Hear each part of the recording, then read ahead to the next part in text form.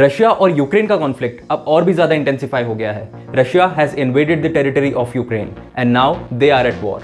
Latest news मिलने तक Russia Ukraine के कैपिटल कीव तक पहुंच गया था, जहां एक तरफ यूके, यूएस और इंडिया जैसे देश रशिया से वायलेंस ना करने की अपील कर रहे हैं, वहीं दूसरी तरफ इन विजुअल्स को देखने के बाद भी चाइना ने इसे इन्वेजन कहने से भी मना कर दिया है। पिछले वीडियो में हमने बात करी थी कि चाइना इस वॉर को रोकने में हेल्प कर सकता है। अब ये डिस्कस करते हैं कि चाइना इस वॉर को कैसे रोक सकता है और उसने अभी तक कुछ भी एक्शन क्यों नहीं लिया है, और इस वॉर का इंडिया पर क्या इंपैक्ट होगा वो भी हम इस वीडियो में डिस्कस करेंगे। रशिया यूक्रेन कॉन्फ्लिक्ट पर अमेरिका और यूके जैसे देशों ने रशिया का विरोध किया है और उस पर सैंक्शंस लगाए हैं। पर आइए जानते हैं कि आखिर ये सैंक्शंस होते क्या हैं। जब भी कोई देश इंटरनेशनल सिक्योरिटी, लॉ और पीस के अगेंस्ट जाता है तो बाकी देश उसे रोकने के लिए उस पर इकोनॉमिक और ट्रेड रिलेटेड पेनल्टीज और रेस्ट्रिक्शंस लगाते हैं।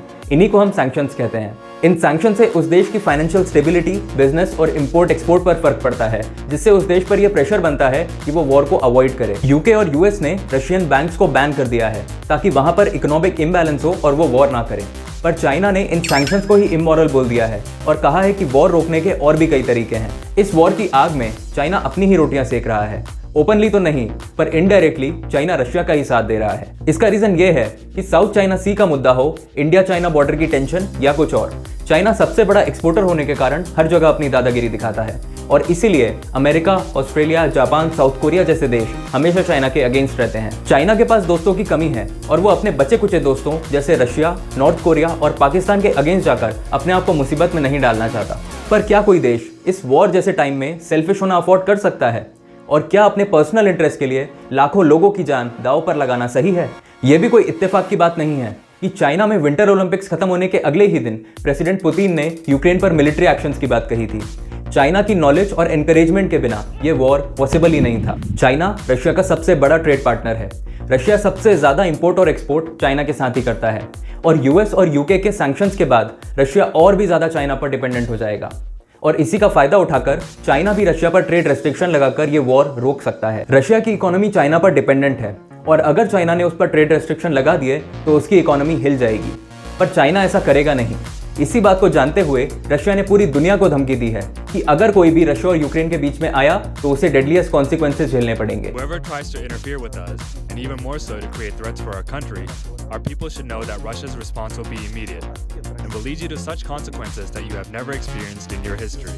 रशियन ऑफिशियल्स ने तो यहाँ तक कहा है कि एटम बॉम्ब का भी यूज हो सकता है। दूसरा एंगल ये भी है कि जब आज पूरी दुनिया की नजरें रशिया और यूक्रेन पर टिकी हैं, तो चाइना के पास एक गोल्डन चांस है कि वो साउथ चाइना सी और इंडियन बॉर्डर पर अपनी एक्टिविटीज बढ़ाए।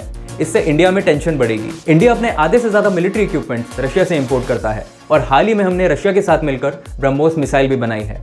चाइना की यह स्ट्रैटेजी है कि आज वो किसी भी कीमत पर रशिया को सपोर्ट करे और आगे जाकर जब चाइना कहीं घुसपैठ करेगा तो उसे रशिया का सपोर्ट मिलेगा। इंडिया को जहां एक तरफ वॉर के कारण मिलिट्री इक्विपमेंट्स ना इंपोर्ट कर पाने का डर है, वहीं दूसरी तरफ ऑयल प्राइसेस बढ़ने से इंडिया को हाई प्राइसेस पर ऑयल खरीदना पड़ेगा और फ्यूल कॉस्ट बढ़ने के कारण महंगाई भी बढ़ेगी। अब इस पूरे मुद्दे पर इंडिया का स्टैंड समझ लेते हैं। सिक्योरिटी काउंसिल की मीटिंग में इंडिया से कहा गया कि वो अपना वोट डिसाइड करे, पर इंडिया ने किसी की भी साइड ना लेते हुए अपना वोट एब्सटेन कर लिया, क्योंकि करंट डिप्लोमेटिक कंडीशंस को देखते हुए किसी भी एक साइड को चूज करना इंडिया की फ्यूचर प्रॉब्लम्स और भी बढ़ा सकता है। रशिया कश्मीर मुद्दे पर इंडिया को हमेशा सपोर्ट करता आया है और यूएन की सिक्योरिटी काउंसिल की परमानेंट मेंबरशिप के लिए भी वो इंडिया को सपोर्ट करता है। पर रशिया जो अभी कर रहा है वो इंडिया के मॉरल्स के खिलाफ है। यूएस और यूके के साथ इंडिया के स्ट्रेटेजिक टाइज हैं और वो चाइना के मैटर पर इंडिया की हेल्प करते हैं, तो किसी की भी साइड ना लेना एक स्ट्रेटेजिक और सही स्टेप था। रशियन इन्वेजन के बाद यूक्रेन गवर्नमेंट ने इंडिया से रिक्वेस्ट करी कि वो रशिया से बात करे और इस मैटर में पीस एस्टैब्लिश करने की कोशिश करे। We are asking, pleading the support of India.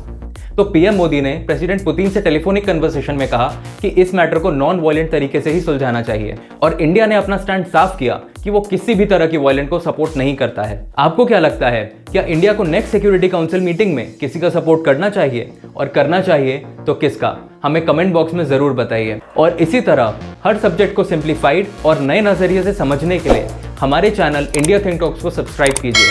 Share if you care.